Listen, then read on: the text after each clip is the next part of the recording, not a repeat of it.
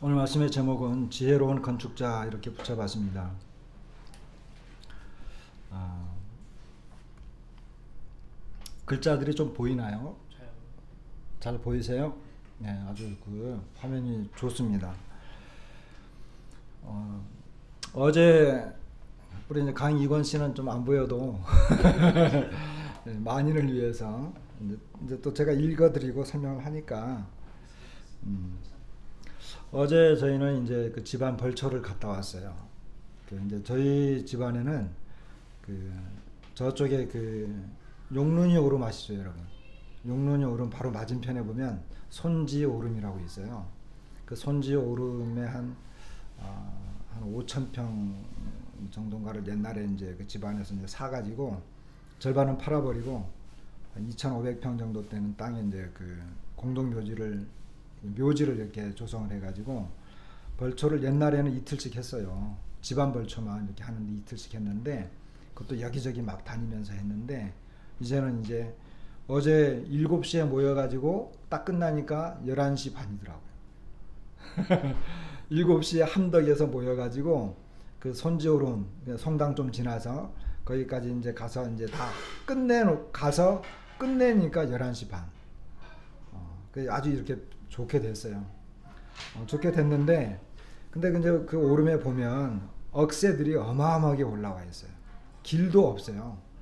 거기를 이제 길을 내면서 이제 올라가서 이제 무덤에 가서 이제 벌초를 하는데 어저께 이제 저는 이제 가면 이제 옛날에는 안 했는데 요즘에는 이제 삼촌들이 다 나이들이 많아가지고 그 저한테 이제 그 톱날이 있잖아요. 그 예초기 그거를 이제 저하고 또 사촌하고 이제 우리 장비가 좀 많이 있어요. 우리 집안에는 또 이렇게 다른 집안하고 또 틀려서 벌초 이렇게 예초기 장비들이 좀 많아요. 다양한 것들이 많이 있어서 좀 빨리 끝나기도 하는데 저는 하여간 그 톱날 예초기를 씁니다. 근데 제가 제일 못해요. 그 중에서. 그래도 이제 제가 하거든요. 그런데 하다 보니까 그 1년 그리고 이제 어떤 때는 몇 년씩 못했던 그런 구역이 있어요.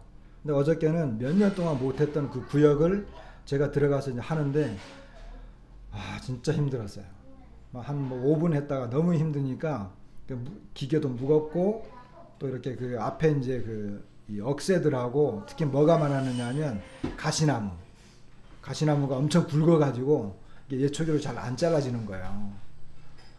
그리고 이제 억새가 이제 비면 이제 막 너무 크니까 밑에서 비면 쓰러져서 또 그걸 치워가면서 해야 되는데 너무 이제 그래서 뭐 중간에 한번 자르고 또 밑에 자르고 근데 그렇게 하는데 너무 힘들어가지고 몇 번씩 앉았다가 쉬었다가 또 물 마시러 갔다가 막 이러면서 엄청 힘들었는데 그 앞에 이제 그 가시나무가 어마어마하게 이제 있는 거예요.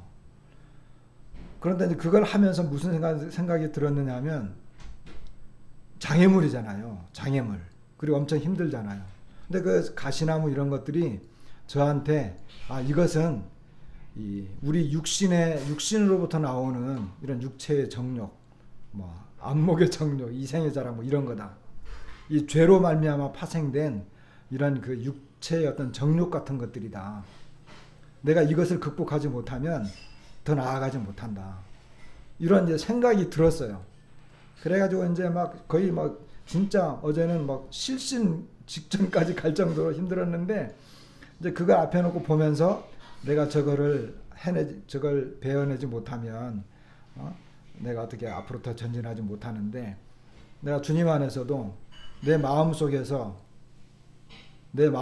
솟아나는 이런 육체적인 것, 육신적인 것, 정욕적인 것 이걸 내가 극복을 해야 되는데 이걸 어떻게 극복할 거냐.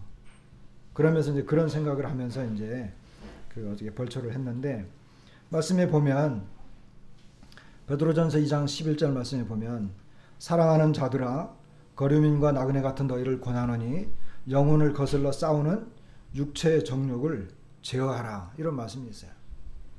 이 육체의 정욕이라고 하는 것은 우리의 영혼을 거슬러 싸우는 존재입니다.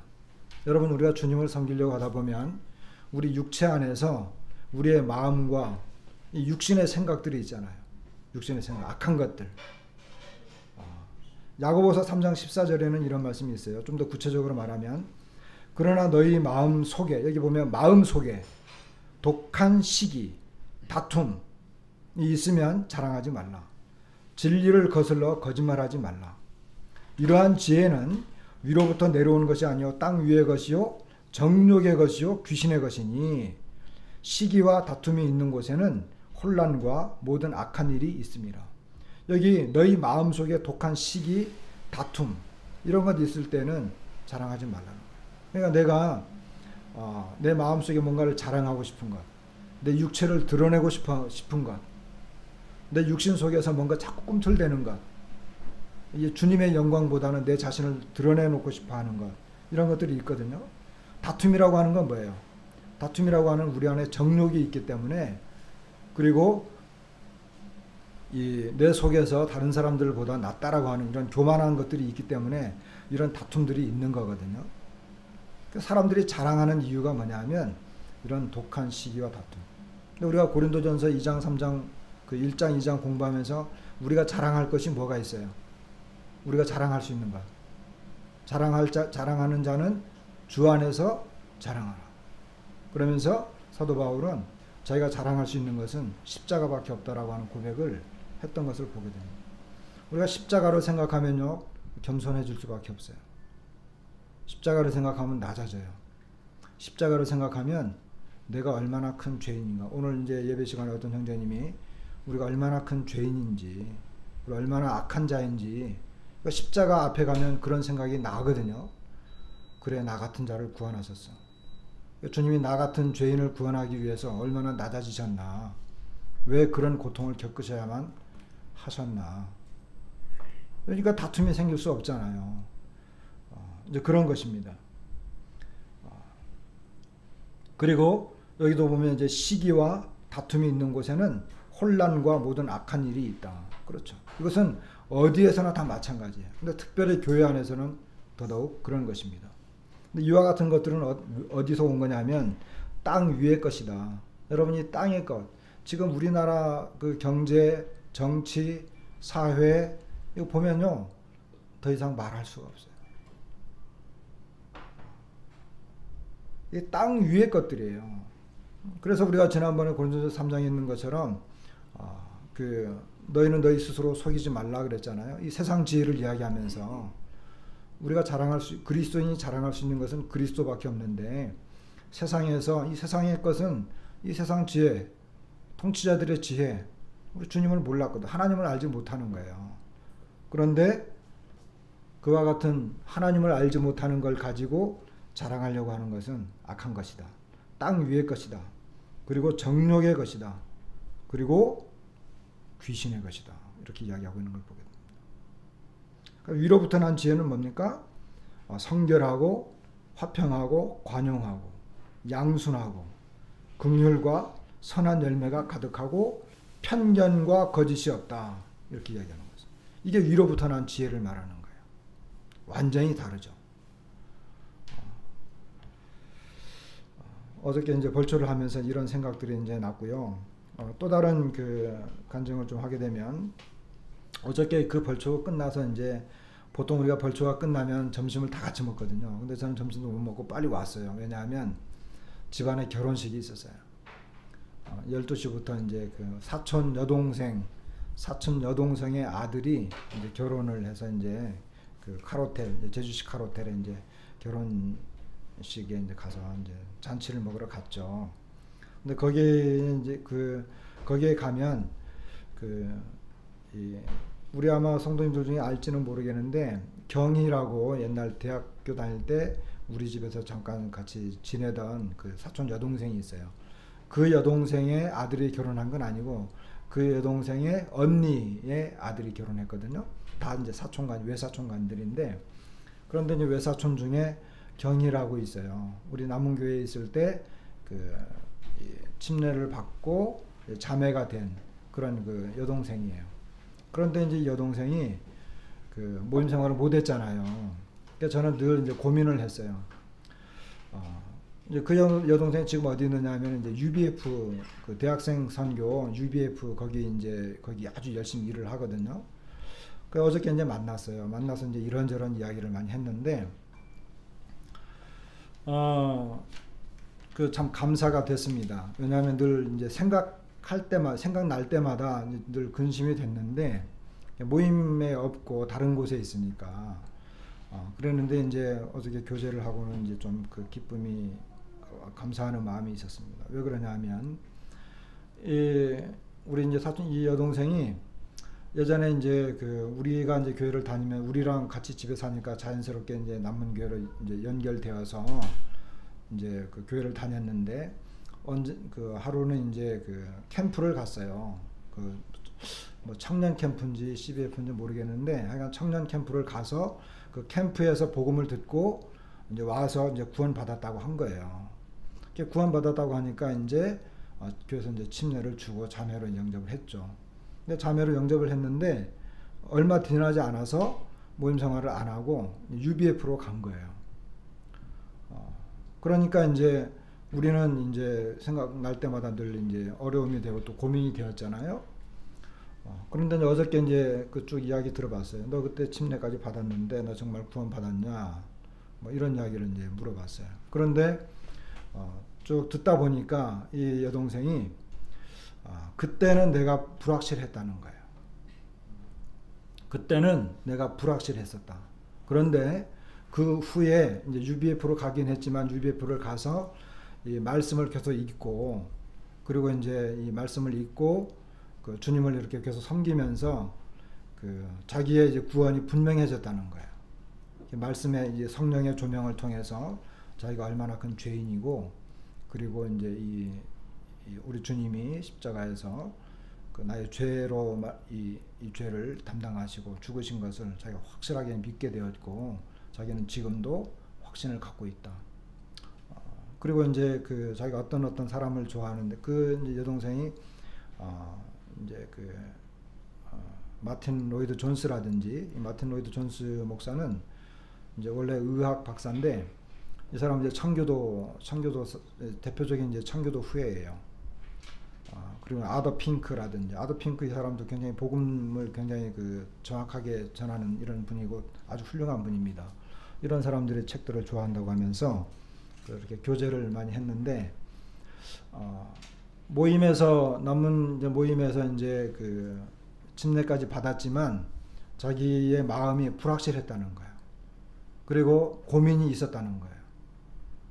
그런데 이제 그 자기가 알고 있는 친구하고 이렇게 교제하면서 이제 그와 같은 어떤 고민들을 이야기하게 되고, 어떤 갈등을 이야기하게 되고, 그러면서 이제 그 UBF로 가서 이제 거기에서 말씀을 계속 읽다가 말씀 성경 공부를 통해서 자기 자신의 이 내면의 죄 문제를 해결하게 된 거예요. 그래서 제 마음에 감사가 됐어요. 왜냐하면 늘 걱정이 있었거든요. 그러면서 이제 지금도 이제 여전히 이제 거기에서 이제 그 활동하고 있고, 그 제주대학교에 이제 올라가서 그 대학교 이제 그 동아리 동아리 그 모임 그 방이 있는데, 거기는 오래됐으니까 거기서 이제 그 학생들을 가르치는 그와 같은 이제 그 역할을 하고 있다고 이제 하고 있습니다. 저는 우리의 모임을 정말 그 누구보다도 사랑합니다. 저는 모임에서 이제 주님을 만났고, 모임에서 주님을 배웠고, 또 모임에 많은 이 훌륭한 모본을 가진 앞선 형님들의 이 본을 보면서 제가 자라났습니다. 그러나 우리 모임이 이 신약 성경에서 말하는, 그리고 주님이 원하고 기뻐하시는 100%의 모임은 아닙니다.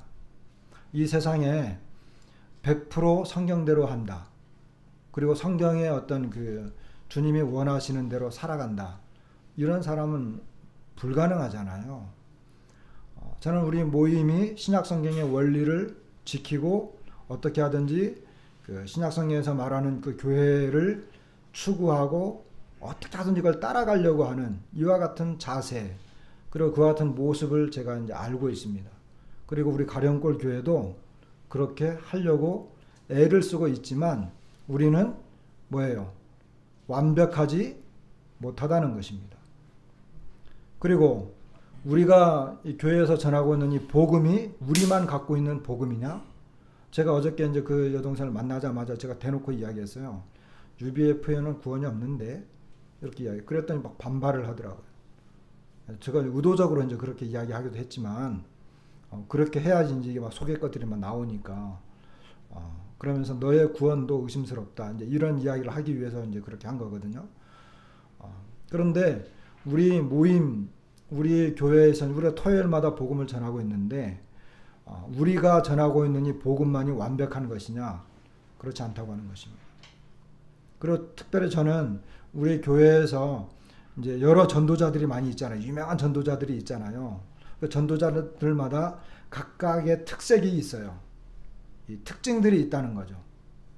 근데 그 특징들 중에 저는 어떤 전도자는 좀 저거는 내 마음에 별로 안 들어 하는 그런 전도자도 있고, 어떤 전도자는 저거는 참 괜찮은 것 같아, 그런 전도자도 있어요.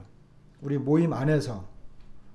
그러면 이제 제가 결국 원하고 마음에 드는 그런 방식을 같이 이제 공유하고 추구하게 되겠죠.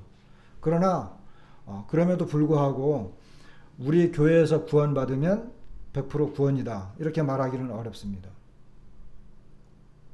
우리가 이제 지난 시간에도 우리 이제 강익원 씨 그 간증을 들었는데, 그 이제 아마 그런 혼동들이 있었던 것 같아요.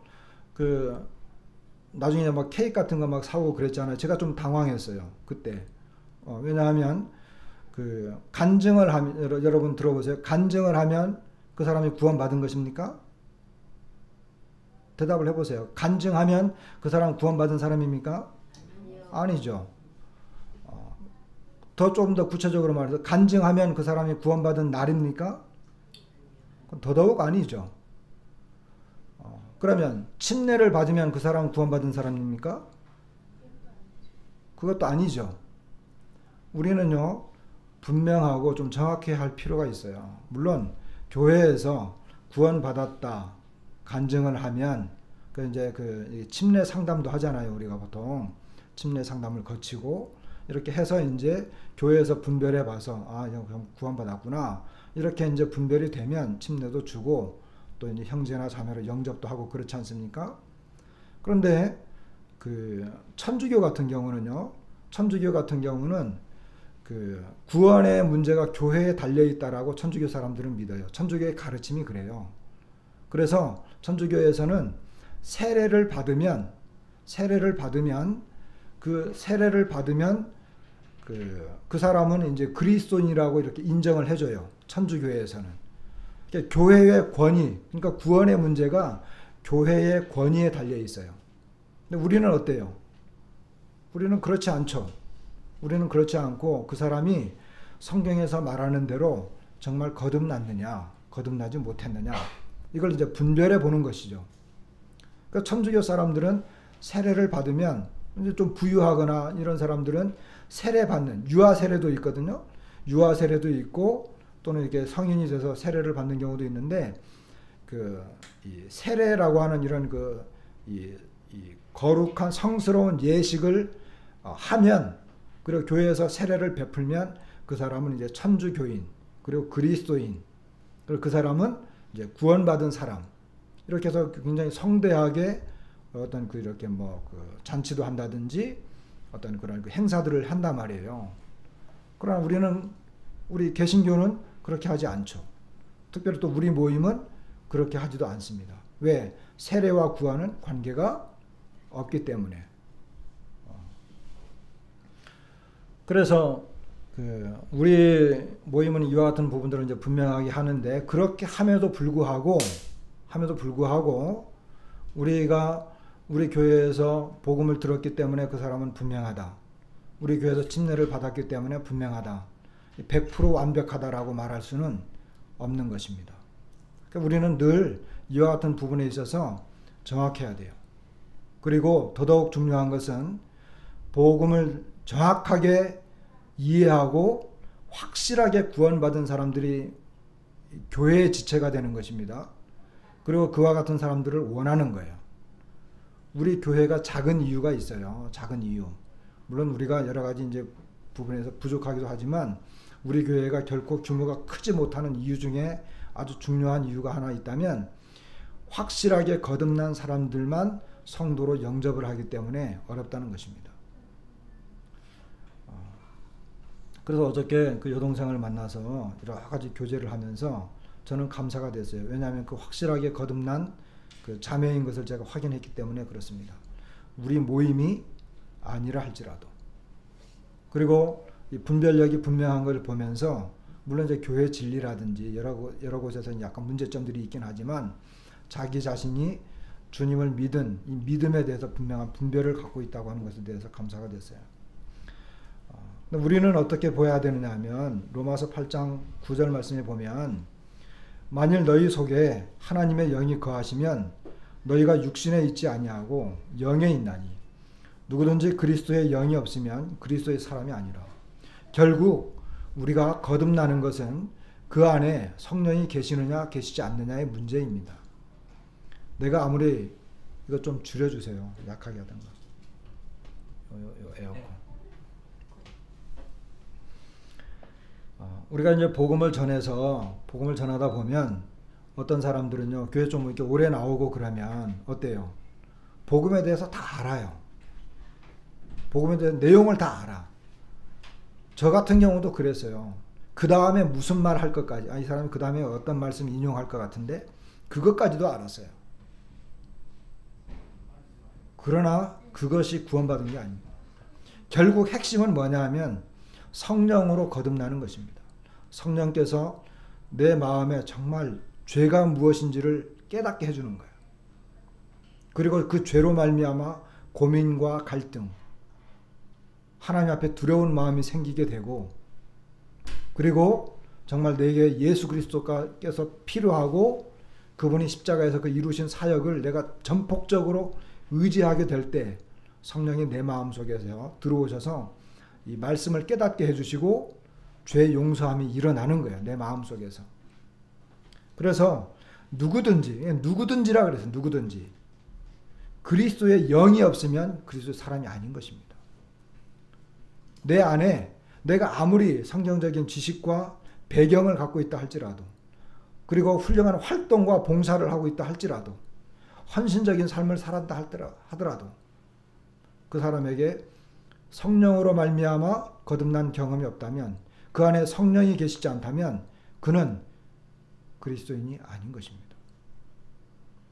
그 다음에 이제 16절에 보면 성령이 친히 우리의 영과 더불어 우리가 하나님의 자녀인 것을 증언하시나니, 결국 성령께서 내 안에서 내가 하나님을 믿는 하나님의 자녀인 것, 내가 그리스도인인 것을 스스로 증언한다라고 하는 것입니다.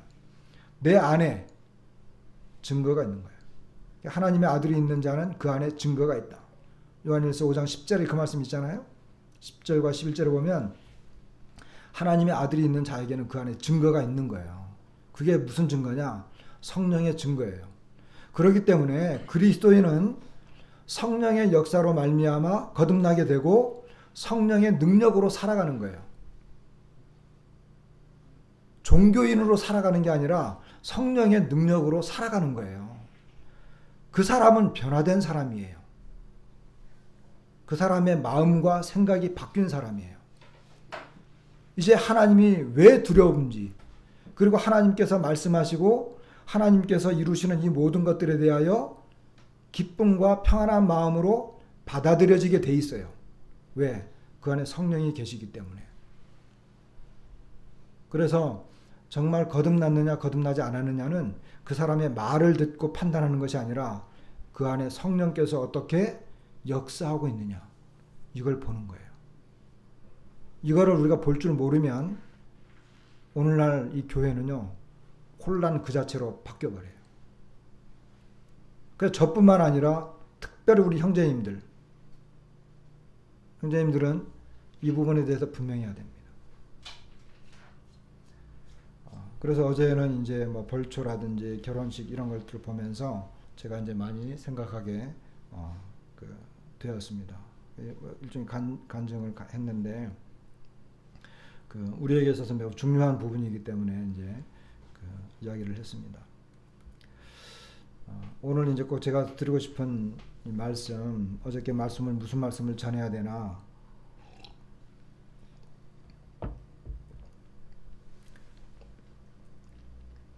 고민하면서 이제 우리가 보고 있는 고린도 전서를 통해서 우리가 계속 보고 있는데, 이 전반부에 나와 있는 것들이 굉장히 중요하기 때문에 그렇습니다.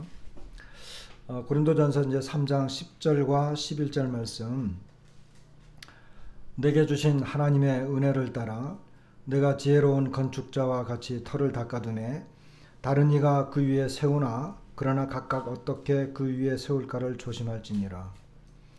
이 닦아둔 것 외에 능히 다른 터를 닦아둘 자가 없으니 이 터는 곧 예수 그리스도라. 사도 바울은 내게 주신 하나님의 은혜를 따라 이렇게 이야기하는 걸 보게 됩니다. 사도 바울이 사도가 된 것은 하나님의 은혜였고, 그가 이 복음을 전하는 이 복음의 사역도 그는 이제 전적으로 하나님의 은혜를 따라서 된 것을 보게 됩니다. 그런데 그는 스스로 지혜로운 건축자라고 이렇게 말하고 있습니다. 그러면서 그가 이제 건축자인데, 건축을 하려면 뭐가 있어야 되겠어? 가장 처음에 건축을 하려면 터가 있어야 되겠죠. 근데 그 터가 어떤 터냐? 여러분, 집을 지을 때 아무 터에나 집을 짓나요? 그렇지 않죠. 터가 예를 들어 뭐 어떤 물릉덩이다 그러면 거기 바로 짓지 않잖아요. 그 터를 어떻게 돼요? 닦아야 되겠죠. 예를 들어 뭐 자갈이나 이런 그 커다란 돌들을 거기다 갖다가 이제 막 쌓아서 메꾼 다음에 집을 지어야 되겠죠.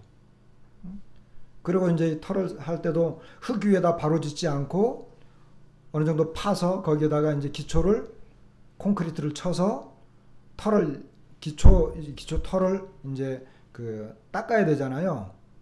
그런데 그것이 지혜로운 건축자죠. 그런데 사도 바울은 이 지혜로운 건축자라고 이렇게 이야기를 하면서 그가 터를 세웠는데 그 터가 뭐냐 하면 바로 예수 그리스도다라고 하는 것입니다. 예수 그리스도다.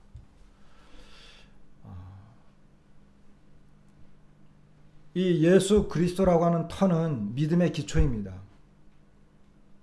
아까도 이제 말씀을 드렸지만, 나의 믿음의 기초가 예수 그리스도를 근거로 해서 세워지지 않았다고 한다면, 이 믿음이 있지 않다고 한다면 그것은 아무 필요가 없습니다.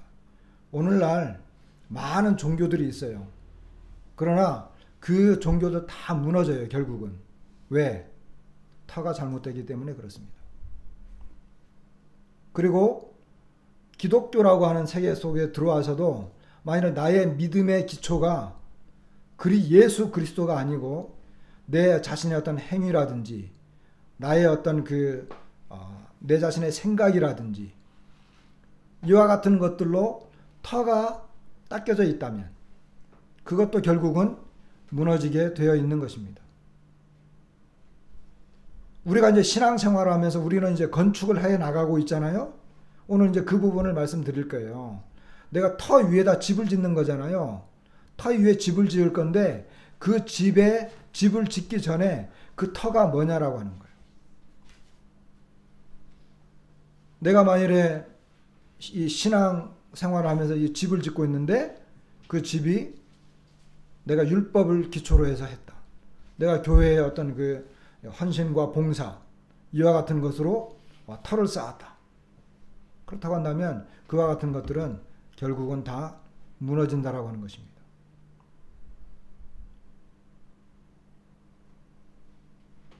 나의 신앙생활의 삶의 기초가 뭐냐? 내 생각이냐? 나의 지혜냐? 어떤 나의 느낌이냐? 그렇다고 한다면 그거 다 무너지는 것입니다. 지금도 제가 다 읽지 뭐 한 3분의 2 정도나 읽었을까? 그 짐 엘리엇의 이 전능자의 그늘이라고 하는 책을 읽고 있는데 제가 우리 형제 자매들에게 권하고 싶어요. 각자 주문해서 그 책을 읽어보세요. 우리 집에 하나만 있으면 되겠지 이러지 말고 내 개인의 소유물로 소장하는 작품으로 이 짐 엘리엇의 그 전기를 쓴 그 전능자의 그늘이라고 하는 책을 읽어보세요. 그런데 이제 얼마 전에 제가 읽었는데 그 신약 성경 교회의 이 원리 소제목이 그렇게 붙었어요. 소제목이 그렇게 붙으면서 이 말씀이 거기 소제목에 이 말씀이 인용이 됐어요. 그러면서 내게 주신 하나님의 은혜를 따라 내가 지혜로운 건축자와 같이 터를 닦아두매 다른 이가 그 위에 세우나. 이제 그 터 위에 뭔가 세워야 되잖아요. 그것이 나의 신앙의 삶이에요.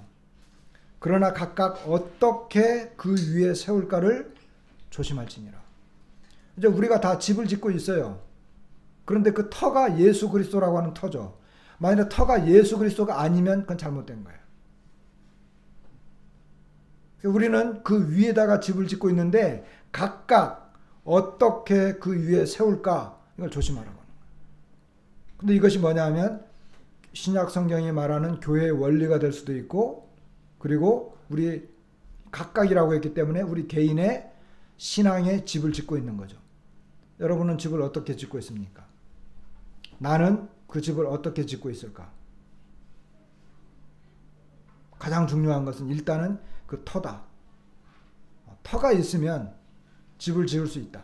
근데 그 집을 지을 수 있는데 그 집은 어떻게 내가 지금 짓고 있는가?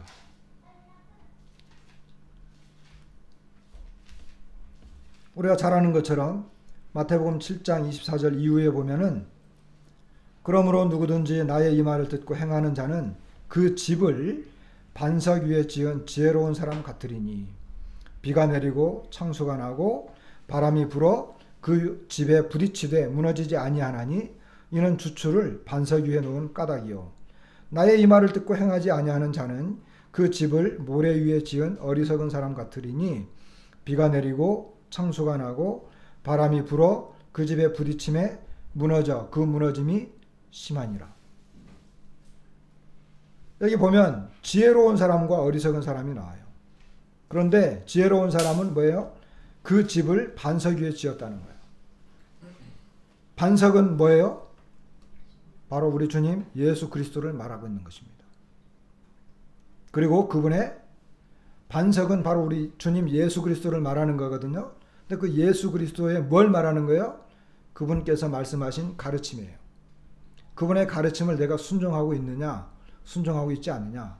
이 말씀을 근거로 해서 내가 신앙생활을 하고 있느냐, 하고 있지 않느냐에 따라서 지혜로운 사람과 어리석은 사람이 구분되는 거예요.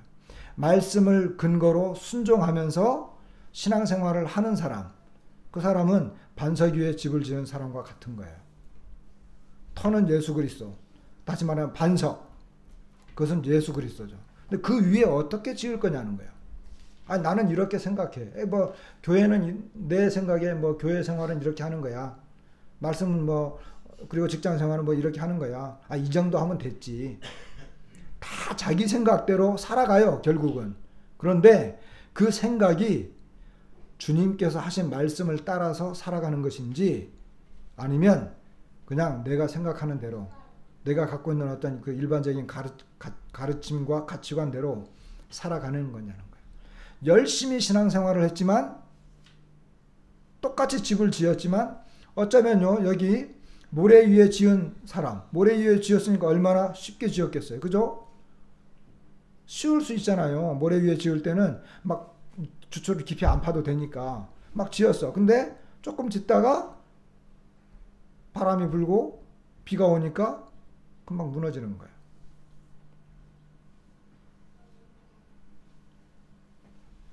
신앙생활이 이랬다가 저랬다가 그리고 조금만 어려움이 있어도 무너지는 사람들은 그 집이 반석 위에 지어지지 않았기 때문에 그런 거예요. 그럼 나는 지금 현재 우리는요 다 같이 형제님들 자매님들 저도 다 마찬가지로 우리는 지금 집을 짓고 있어요. 어떻게 짓고 있느냐는 거죠. 어떻게 짓고 있느냐.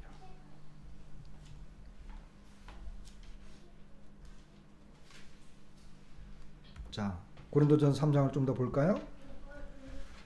고린도전서 3장 12절부터 읽어보면 만일 누구든지 금이나 은이나 보석이나 나무나 풀이나 지프로 이 터 위에 세우면 각 사람의 공적이 나타날 터인데 그날이 공적을 밝히리니 이는 불로 나타내고 그 불이 각 사람의 공적이 어떠한 것을 시험할 것임이라. 만일 누구든지 그 위에 세운 공적이 그대로 있으면 상을 받고 누구든지 그 공적이 불타면 해를 받으리니 그러나 자신은 구원을 받되 불 가운데서 받은 것 같으리라. 자, 사람들이 이제 집을 지었어요. 터 위에다가. 이제 터를 닦아놨으니까 집을 지으겠죠? 근데 이제 사람들이 이제 여기도 누구든지라 그랬어요. 누구든지 집을 지었는데 금이나 은이나 보석으로 집을 지었어요. 어떤 사람은 나무나 풀이나 지프로 지었어요. 자, 아까는 터 이야기를 했죠. 터. 그 터가 예수 그리스도이면 무너지지 않겠지만, 그러나 그 터가 모래, 잘못된 거라면 그 사람은 어떤 집을 지어도 무너져서 망하게 돼 있습니다. 근데 우리는 이제 예수 그리스도라고 하는 터 위에 지금 집을 짓고 있잖아요. 그런데 내가 그 집을 지은 집이 어떤 재료를 가지고 집을 지었느냐는 거예요. 어떤 재료를 가지고. 근데 여기 어떤 사람이 나와 있어요. 금, 은, 보석으로 지은 사람. 나무, 풀, 지프로 이 터 위에 집을 지은 사람. 자, 집을 다 지었어요. 집을 다 지었어요. 그런데 13절에 뭐가 나타나요? 아니, 뭐가 있죠? 어떤 날이 있어요. 어떤 날. 13절에 보면 각 사람의 공적이 나타날 터인데, 여기 공적이라고 하는 것은요, 우리말로 공적이라고 했는데 그 사람의 어떤 일, 그러니까 이제 집을 지은 어떤 일과 행위를 말하는 거예요. 어떤 재료를 가지고 그 일을 했느냐 이거예요. 어떤 재료를 가지고 이 행동을 했느냐 이런 걸 말하는 거예요. 그런데 뭐가 있느냐면 그 날이 나와요. 그 날. 고린도후서 5장에 보면 그리스도의 심판대가 나오잖아요. 그리고 하나님의 심판대가 나오죠. 그 날이 나와요. 이 날은 무슨 날이냐면, 자, 준공검사 날이에요. 준공검사 날. 여러분 집 지으면 준공검사 떨어져야지 사용할 수 있죠. 그렇잖아요. 저는 집을 지어보진 않았지만 들은 건 있어가지고 준공검사가 떨어져야지 사용할 수 있잖아요. 이 날이 무슨 날이냐면 준공검사 날이에요. 준공검사할 때 이제 검사관이 와가지고 검사를 하는 거예요. 마지막 검사하는 거예요. 근데 뭘 하는 거예요? 불로 한다는 거예요. 구약성경에 보면 이 불은 하나님의 시험을 말해요. 하나님의 시험. 이 집이 제대로 지어졌는지 안 지어졌는지 시험을 한다는 거예요. 시험을 한다는 거예요. 그런데 중요한 건 뭐예요? 그 사람이 일한 것이 이제 14절에 보면 만일 누구든지 그 위에 세운 공적, 그러니까 그 사람이 일한 것이 그대로 있으면 상을 받고,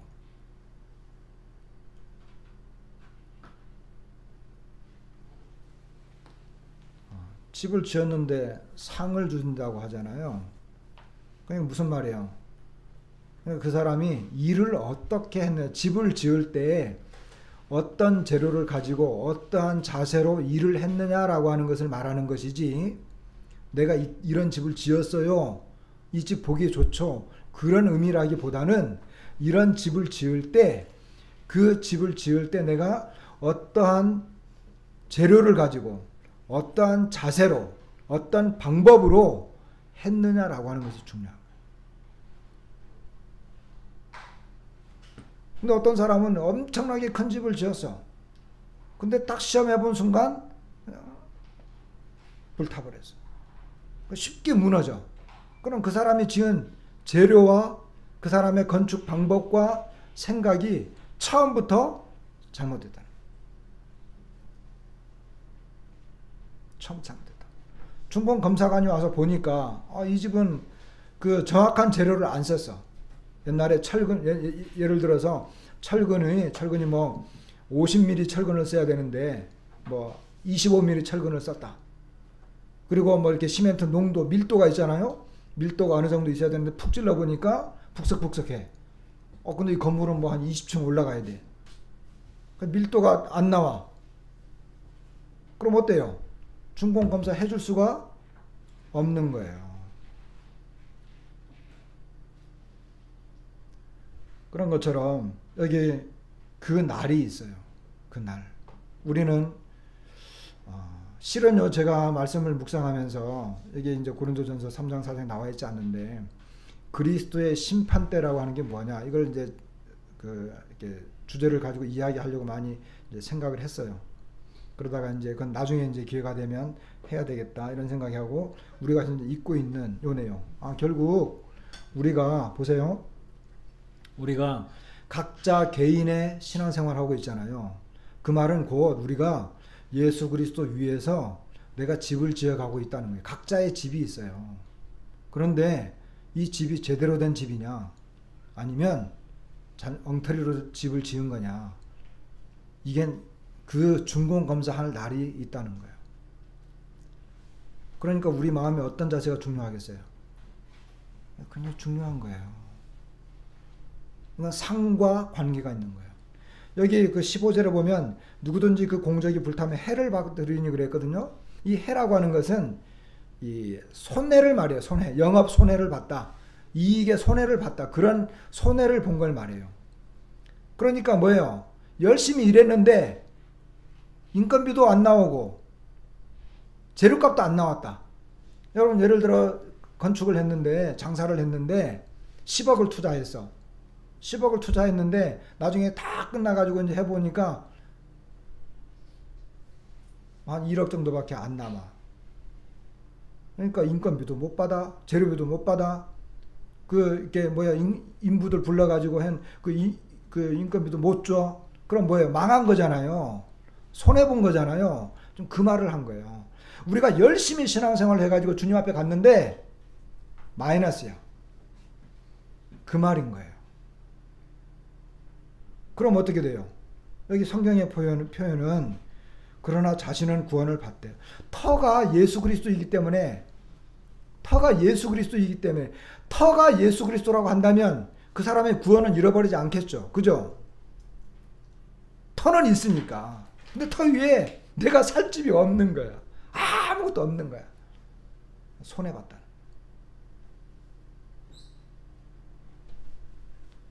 저는 누군가가 뭐 그런 일이 일어나진 않을 것 같은데, 우리가 이제 이런 교회에 모이고 있잖아요.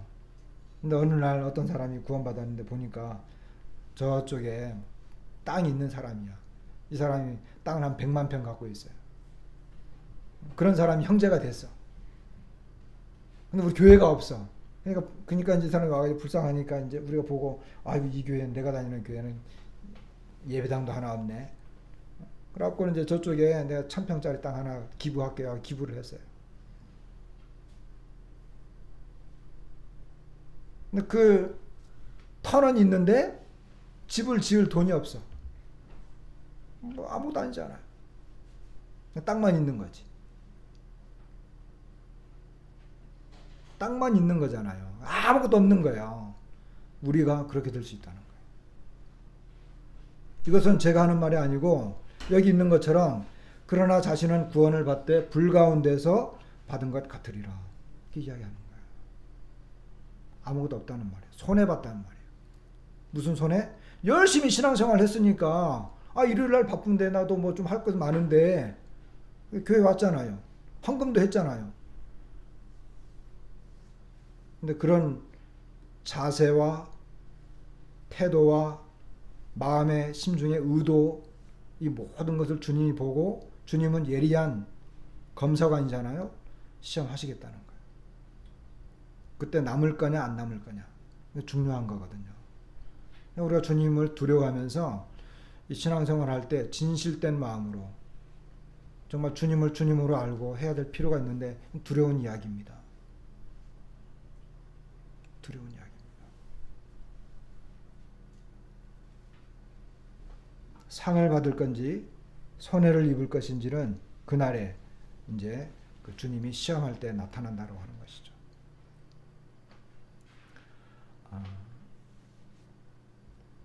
마지막으로 고린도전서 3장 16절에 보면 너희는 너희가 하나님의 성전인 것과 우리를 보고 하나님의 성전이라고 말하고 있어요. 그런데 하나님의 성령이 너희 안에 계시는 것을 알지 못하느냐? 여러분 아세요? 우리 안에 성령님이 계세요. 알고 아는 게 중요해요. 내 안에 성령님이 계시다. 이걸 아는 사람과 모르는 사람의 차이는요, 천국과 지옥이에요. 그리고 내 안에 성령님이 계시다고 한다면 내가 교회에서 주님을 섬길 때, 여러분 주님을 아주 쉬운 이야기 할게요. 여러분 예수님을 실제로 보세요? 보지 못하죠. 그런데 예수님을 보는 방법이 있어요. 어떻게 보겠어요?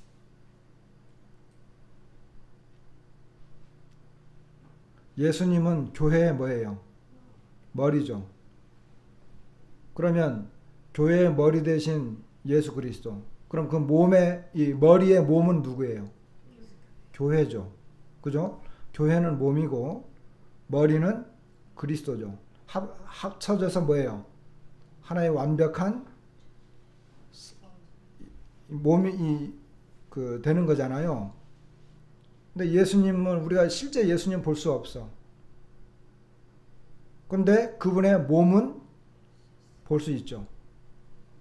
그러니까 예수님을 섬긴다라고 하는 건 뭐예요? 교회를 섬기는 거예요. 예수님을 사랑한다라고 하는 것은 교회를 사랑하는 거예요. 우리 보성 형제가 장가를 갔어. 근데 아내 얼굴만 만지면서 얼굴만 생각을 해. 손과 발은 관심도 없어. 어디 손이 다쳤는데 아니 너 그 손은 상관없고 다치든 말든 상관없고 얼굴만 예쁘면 돼. 그럼 그거 사라지겠어요?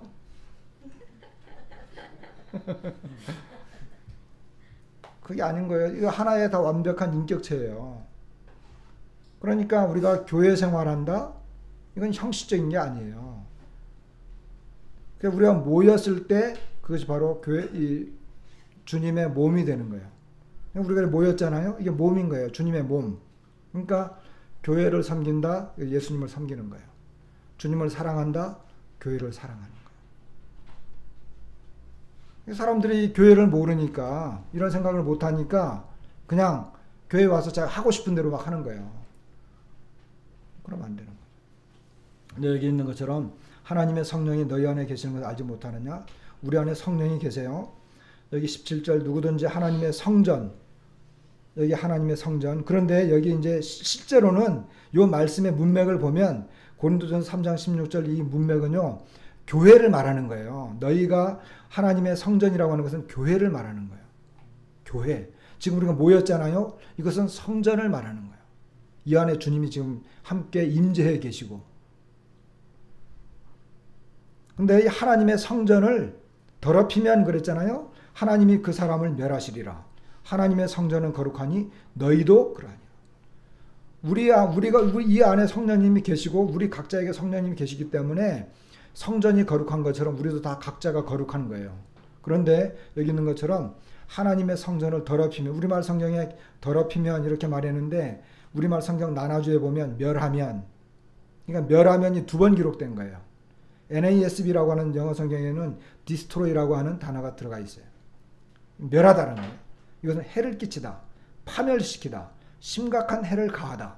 이렇게 이제 번역할 수 있는 것들이에요. 그러니까 다시 말하면 이런 교회를 모였잖아요. 이 성전이 되었잖아요. 근데 이 성전에 해를 끼치는 거예요. 그리고 파멸시키고 심각한 해를 가하면 어떻게 하겠어요? 하나님이 가만히 있지 않죠. 이스라엘 백성들이 성전에서 죄를 지으니까 성전을 파괴시켜버렸잖아요.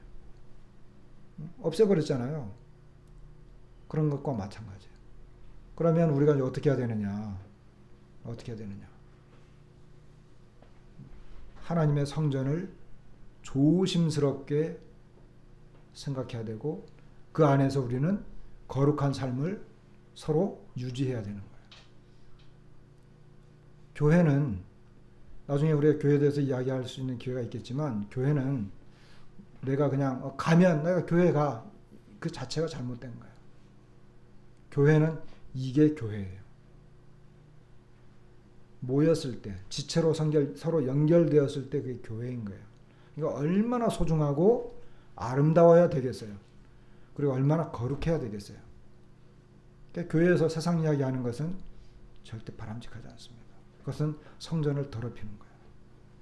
그리고 교회에서 서로 질투하고 싸우고 서로 욕짓거리하고 생각하면 안 되죠. 그것은 교회에 해를 가하는 거예요. 에이, 나 하나 빠지면 되겠지. 해를 끼치는 거예요. 이게 다 여기 있는 것들이에요. 그리고 어떤 사람들은 심각한 해를 가하거든요. 하나님이 가만히 있겠어요? 끊어내는 거예요. 그리고 성전이 계속 그런 식으로 가면 그 성전은 파괴되는 거예요. 오늘은 이와 같은 내용들을 보면서 우리가 하나님 앞에서 우리가 신앙생활을 하고 있잖아요. 집을 짓고 있어요. 저는 우리가 또 가령골 교회라고 하는 것을 짓고 있잖아요. 그죠? 가령골 교회를 짓고 있는데 가령골 교회가 아름다운 건물이었으면 좋겠어요. 그리고 내 자신도 아름다운 집을 지었으면 좋겠어요. 금은 보석으로 빛나는, 그리고 중공검사를 해도 끄떡없는 그런 집을 우리가 다 지었으면 좋겠어요. 그리고 성전은 정말 하나님이 거하고 싶은 거룩한 그와 같은 성전이 되었으면 좋겠어요. 그럼 우리에게 이제 책임이 있는 거예요. 내가 어떻게 하느냐에 따라서 이거 되는 거예요.